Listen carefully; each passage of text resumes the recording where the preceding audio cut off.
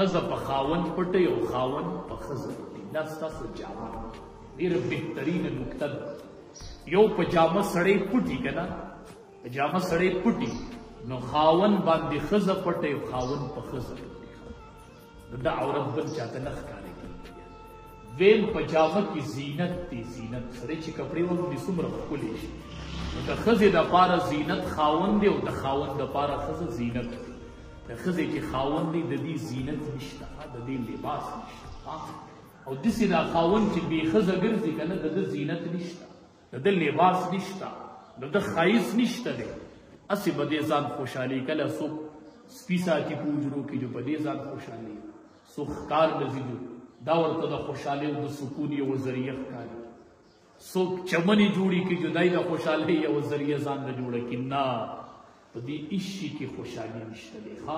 د دنیا په سامانونو کې د ټولو نه بهترین سامان هغه نیک بیوي ده. ځکه رب العالمین فرمایي وعاشروهن بالمعروف.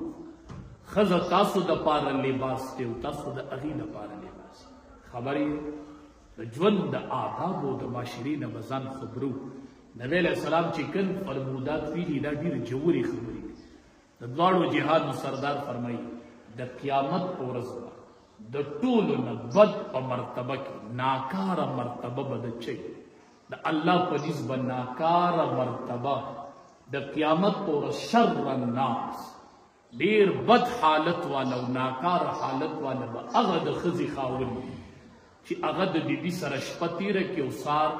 هغه د شپې حال احوال خلکو ته بیانوي. د دومره ناکاره او بد سړی به په میدان محشر کې بل نه جوړي. ځکه وایي هن لباس لکم وانتم لباس لهن. تاسو د یو بل لباس یې لباس. د بیبي سره شپه تېره کړي او هغه احوال بیا څوک ملګرو ته او چاته شر الناس ډېر بد حالت به د مرتبې په اعتبار سره د دې سړي وي چې دی د خپلې بیبي احوال خلکو ته بیانوي، یا په طور د فخر او یا په څه او په څه. خو دا ټیک خبره نه ده. دین نبی کریم صلی الله علیه وسلم من بی بی عائشہ رضی اللہ تعالی عنہ فرمائی وی ما رأیت فرج رسول اللہ صلی اللہ علیہ وسلم قد. وی ما دومره زمانه شوی په دې دومره زمانه کې چې ما د دواړو جهادو سردار سره ایستلی، ما د نبی علیہ السلام عورت نه دی لیدلی او نبی علیہ السلام زما عورت نه دی. حال دا دی چې ښځې او خاوند له د یو بل عورت ته کتل جایز دی. خو بیبي عائشہ رضی الله تعالی عنها فرمایي ما د پیغمبر عورت نه دی لیدلی او هغه زما عورت په دې دومره ژوند کې مونږ تېر شوی خو مونږ نه دی لیدلی. حیا یو ډېر لوی څیز دی په معاشره. حیا په اسلام کې یو بنیادي حیثیت لري. هر پیغمبر کې به حیا ډېره موجود وه. هر پیغمبر به ډېر حیاناک و، ډېر حیاناک. د دواړو جهادو سردار فرمایي د ښځې جنت ته تلل چې دي دا ډېر اسان. د ښځې جنت په نسبت سره نارینه ته څه دی اسان. ګوره نارینه بار کاروبار کوي، دې کې به کله جایز راځي کله به حرام راځي، د خلکو سره یې جګړې راځي، پوله پټې راځي، حج راځي، قضا راځي، عدالت راځي، امامت راځي. په ښځې خدا نشته، قضا نشته، امامت نشته، عدالت نشته، زمینداره نشته، دا هېڅ هم په ښځې نشته. د ښځې جنت ډېر اسان دی په نسبت سره نارینه. د دواړو جهادو سردار یو ورځ وفرمایل المرأة اذا صلت خمسه. چې وی ښځه دا یو څو کاره کوي نو د دې ښځې خوښه ده چې د جنت په کومه دروازه داخلي. المرأة اذا صلت خمسه. کله چې ښځه پنځه مونځونه کوي، فرض مونځ په پابندۍ سره یو زنانه. دا زه بار بار زنانو تمام زنانو په کولو غوږونه یې واورئ چې په فرض مونځ کې د چا سره هم سمجوته مه کوئ. بیا دې نه خاوند خلاصولی شي، هېڅوک د خاوند د حق نه د فرض مونځ لومړی. کلیر خبره ده چې میدان محشر کې ښځه ودرېږي، لومړی تپوس به عن صلات. د خاوند حق به وروسته وي، لومړی تپوس به د فرض مونځ. بعضې ښځه به د خاوند ډېر خدمت کوي، ډېره د خدمت کې اول نمبر یې خو فرض مونځ نه کوي. دا ناکام. آخرت کې به خالي لاسونه ولاړ. نو المرأة اذا صلت خمسها چې کله دا پنځه مونځونه کوي فرض او مونځ چې کوئ نو په خپل ټیم او په اول وخت کې کوئ. چې اذان واورئ د مانځه تیارې ټول کارونه وروستو کوه. خاوند به وایي خو خاوند ته وایي ستا حق منم خو ړومبې تپوس په زمانه د فرض مونځ کېږي او ستا د حق تپوس په دویم دا فرض مونځ کومه بیا ستا حق ما باندې دی د هر څه نه به ستا حق مخکې خو د فرض مونځ نه به ستا حق مخکې دی دا د یو شهنشاه د طرف نه ماته اعلان شو الله اکبر انا به یو ورځ تپوس کېږي چې 15 ټیمه اذان به دې اورېدو 15 ټیمه به اذان کېدو دا چاته کېدو تا پې عمل کړی دی نو کومه ښځه چې 15 مونځونه کوي فرض وصامت شهرها او د میاشتې د رمضان روجې 15 فرض مونځونه کوي او په کال کې یوه میاشت روجې ورې د شپې تهجد نه کوي نفلی روجی نه نیسي صدقې نه ورکوي فرض منځونه کوي او د میاشتې د رمضان 15 دا یوه میاشت روجي نیسي واحسنت فرجها او د خپل عزت حفاظت کوي خپل وجود چاته نه ښکاره کوي واحسنت فرجها د خپل وجود شرمګاه د دې حفاظت کوي واطاعت بعلها او د خاوند خبره مني څو کاله شول څلور 15 منځونه کوي د میاشتې د رمضان روجې نیسي د خپل عزت خیال ساتي او د خاوند خبره مني زه نه وامه دا د ټولې دنیا یو رښتینی پیغمبر نبی کریم صلی الله علیه وسلم فرمایي فلتدخل من ای ابواب الجنة شاءت دا ښځه دې داخله شي چې د جنت په کومه دروازه داخلیږي دا دې داخله شي د دې مطلب څه دی چې په کومه داخلیږي نو داخله دي شي د دې مطلب دا دی چې د دې ښځې جنت ته داخلېدل یقیني دي چې کومه ښځه دا څلور کاله دا به جنت ته الله داخلي دا به الله جنت ته داخلي چې کومه ښځه دا څلور کاله د ښځو جنت اسان دی په نسبت سره نارینه دا اسان خو یوه خبره ګوره یاده ساتئ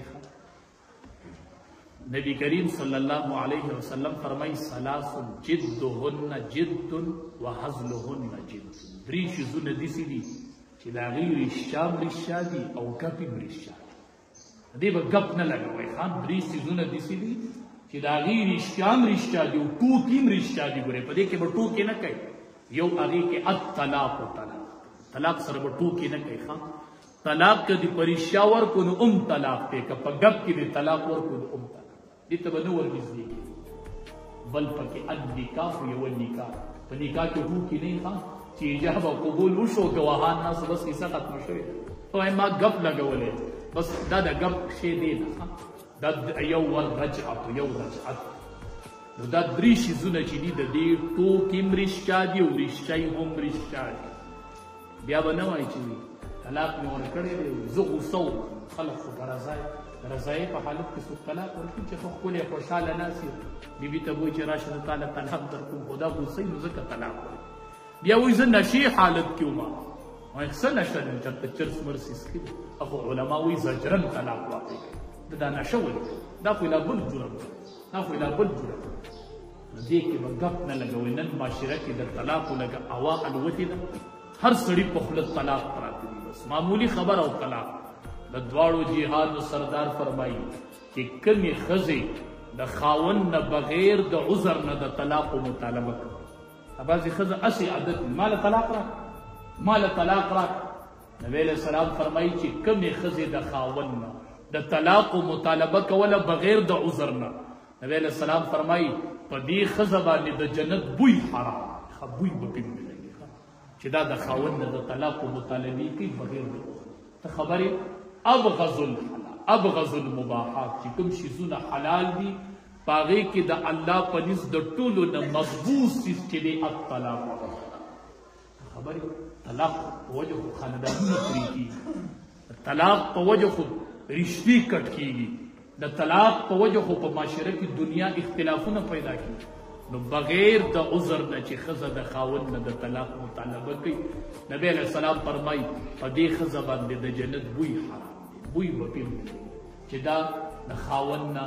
بغیر د عذر نه د طلاق مطالبه کوي دا ډېر یو ښکلی ژوند دی یو ښکلی کور دی حلاله نیکه او حلاله بیبي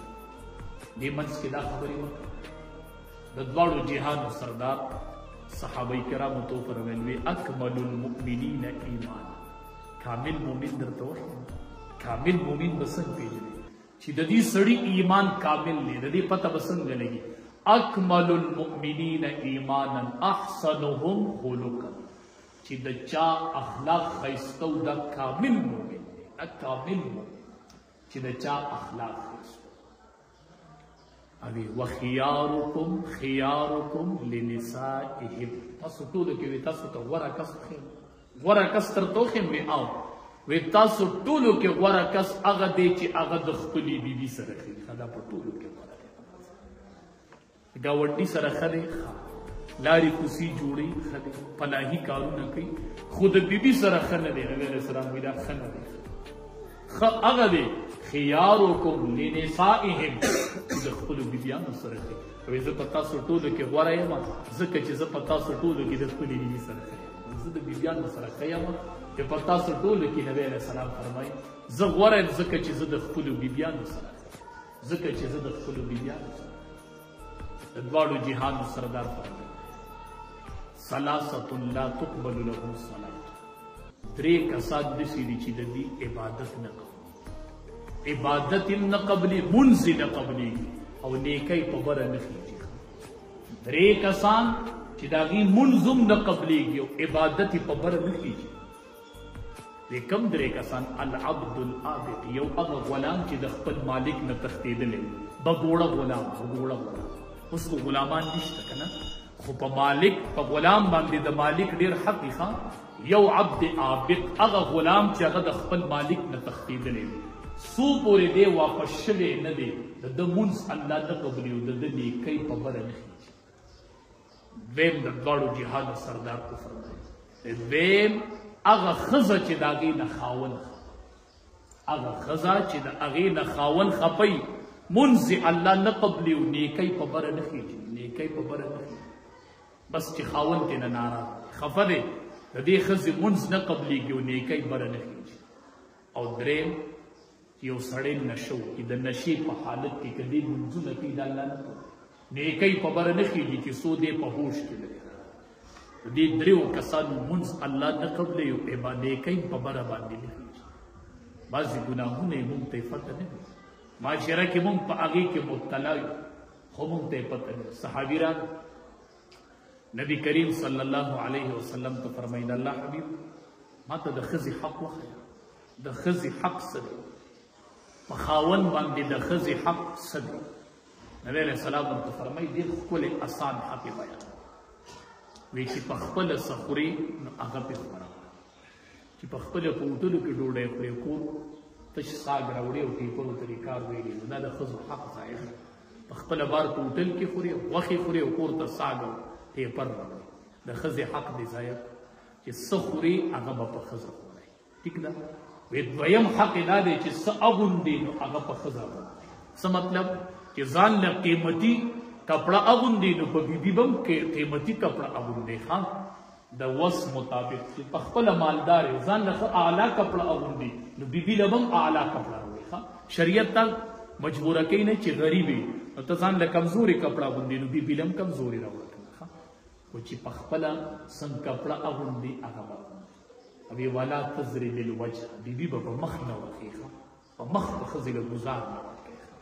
بعضې ظالمان چا ول سترګه توره کړي چا په سترګه واقع دا مخ دی مخ دا یو نور دی یو نور په دې سره د انسان شکل بدلیږي مړه په مخ وی په مخ یې مه وخه او څلورم حق یې دا دی چې بدې رګې ورته مه وایه کنزل ورته مه کوه پلار او مور وله مه یاده ابای سړي چې ورسره جنګ پیدا شي نو نیکه او مور او پلار بس پلار او مور یې دا بد کړي چې دی تا له درکړې ده ځکه یې ته نن کنځې که نه په دې کې د پلار د کنځلو څه د پلار څه ګناه دې کې د مور څه ګناه ده چې ته وله پلار او مور کنځې هغه خفه کېږي نه او پنځم حق یې دا دی که نه چې کله ترې خفه شي نو د کوره به بار ته نه وځي ښه نبي علیه السلام عجیبه خبرې کړي دي چې خفه شي چې نو په کور کې دې نه ځئ جدا کوه د ملاس دی کمرې ته ترې لاړ شه کمره کې تی بدل شه برنډې ته تی وځه خو لکه د کوره به بار ته نه وځئ ګورئ ښه چې کله دې ورسره خفګان راشي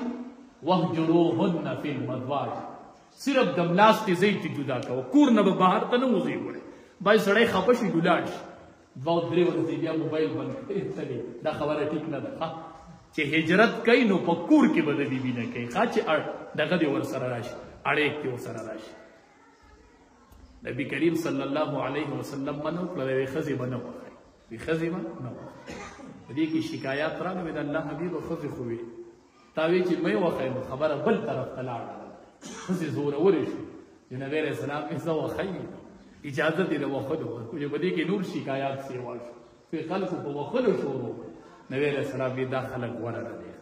د کومو نه چې ښځې شکایت د وښلو کوي وی دا خلک غوره نه دی دا خلک غوره نه دی ښځه په څه وښلی شي پته درته شته په کومو خبرو د ښځې د وهلو اجازت شته دی یو چې دا کله مونځ نه کوي ښه نو تا ته د وښلو اجازت شته وښلی شي یو چې دا بغیر د اجازت نه د کور وځي اومې وښلی شي ښه چې مونځ نه کوي فرض مونځ نه کوي اجازت شته او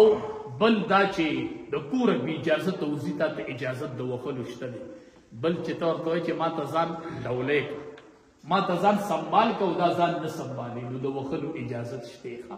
وښلی شي چې تا ته ځان نه ښایسته کوي خو داسې نه چې ته ورته وایي نری لوبټه په سر کوي کې خو ویښته ښکاري په دې خو دا د الله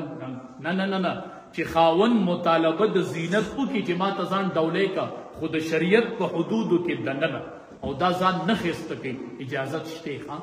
خو صاحب د جلالین نکته دي ګورې وښل به څنګه وښلي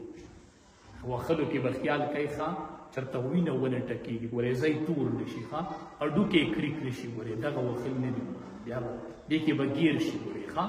که وینه وټکېدله او هډوکې کریک را کریک شو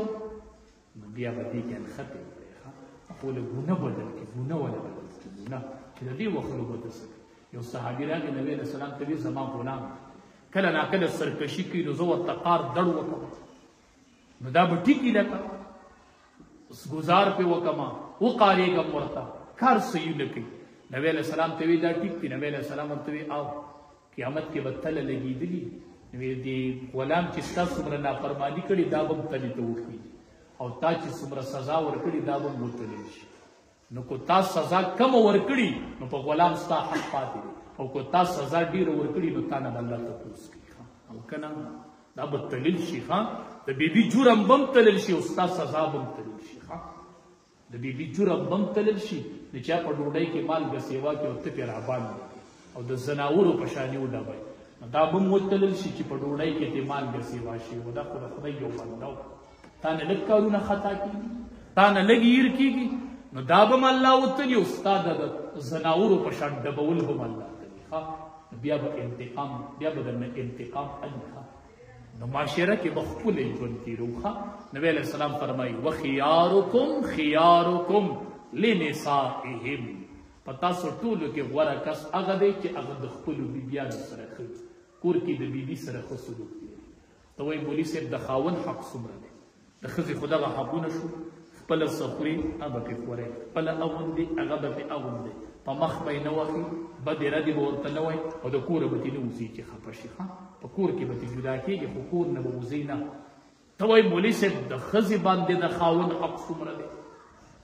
اخو نبی علیه السلام فرمایي د ښځې باندې د خاوند حق دا یو حدیث پوره دی نبی علیه السلام فرمایي که زما په شریعت کې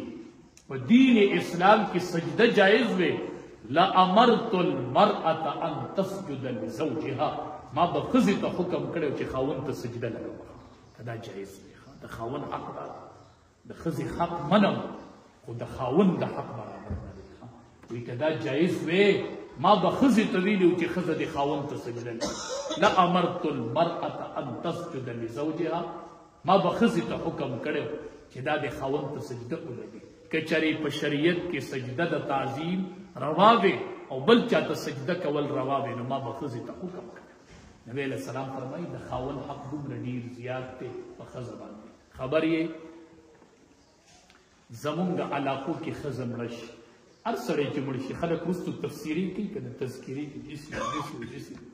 نبی علیه السلام فرمایي ایما امرأة ماتت چې یوه ښځه مړه شوله وزوجها عنها راض او خاوند د هغې نه راضه ښځه مړه شوله او خاوند ترې نه راضه وروستو خبرې کېدلې چې د دې نه خاوند رضا لاړ نبی علیه السلام فرمایي دخلت الجنه دا ښځه سیده جنت ته لاړه چې وفات شوه او د خاوند رضا یې د ځان سره وه ایما امرأة ماتت وزوجها عنها راز، کما ښځه چې مړه شول او خاوند ترې نه راضي، د دواړو جهادو سردار فرمایي دخلت الجنه، دا ښځه جنت ته، دا ښځه جنت ته. حدیث مبارک کې راځي المرأة عورة، ښځه عورت دی. فاذا خرجت استشرفها الشیطان، کله چې دا د کوره وځي که نه نو شیطان د دې استفراش بغیر د ضرورت نه دې ښځه د کوره نه وځي، دا عورت دی عورت. چې دا وځي نو شیطان یې په نظر کې وایي، شیطان یې په نظر کې وایي چې په دې ښځه به اوس څوک ګیرو، څوک په ګناه کې اخته کوو. دا ښځې د شیطان جالونه دي. النساء حبائل الشیطان، په دې خلق رانیسي. نو زنانه دي بغیر د عذر نه کوره دي بهر نه وځي، دا شیطان جالونه دي او شیطان پې خلق راټینګوي. المرأة عورة، ښځه چې دی دا عورت دی،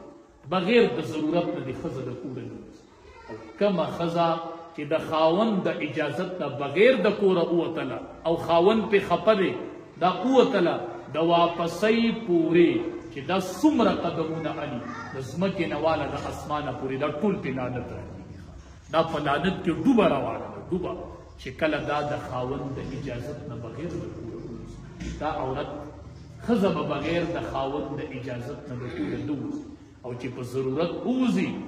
خپل کار به سمدستي کوي، واپس په خپل کور ته نه راځي. ښځه د کور ملکه، ښځه د کور سردار، ښځه چې کور کې دننه وي دا په عزت باندې، دا په عزت باندې وي. بل نبی علیه السلام فرمایي ځان په دې مسله پوه کړئ، لا یخلون رجل بامرأة. نبی علیه السلام فرمایي یوه سړی دې د ښځې سره یوازې نه کېږي، چې دا ښځه محرم نه وي، مور یې نه ده، خور یې نه ده، ورېری نه ده، خورزی نه ده، محرم نه ده، د دو سره نکاح کېږي نو دی دې د دې سره یوازې کېږي نه، الا کان ثالثهما الشیطان، چې ښځه او نارینه جدا شي نو دریم د دې سره شیطان. دلته یقیني شیطان دی، بس یقیني شیطان دی. نارینه سړی دې کوشش کوي دی د ښځې سره نه یوازې، که په هر صورت کې، که هر څومره زبرګ نارینه دی، که عالم دی او که غیر عالم دی، که دم دی او که غیر دم دی، خو د ښځې سره دی نارینه نه یوازې کېږي، بس غیر محرم. الا کان ثالثهما الشیطان، دریم ورسره شیطان، دریم ورسره شیطان. نبی علیه السلام وایي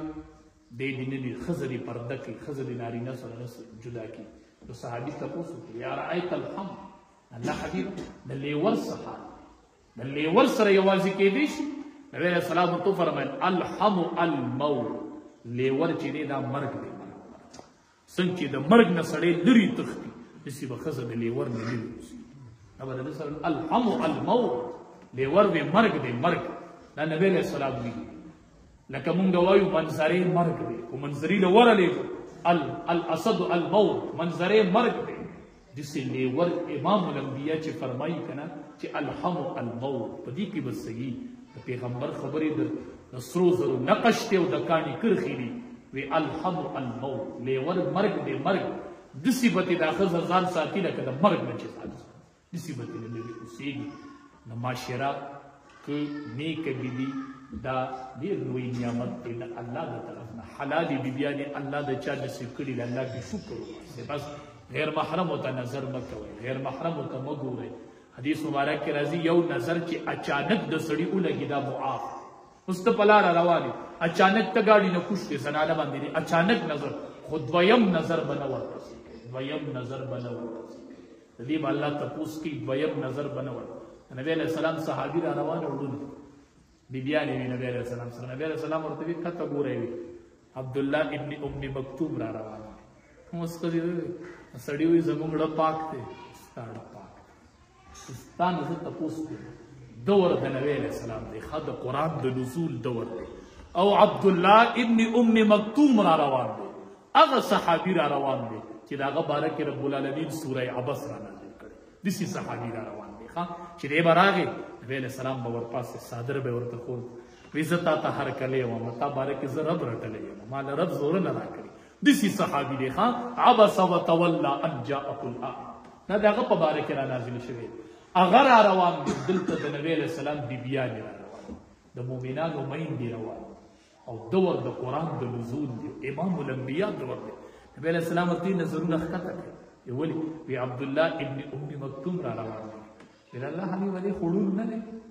دې خړون نه دی نبی علیہ السلام ورته وایي که دې ړوند دی نو تاسو خړندې نه یې تاسو خړندې نه یې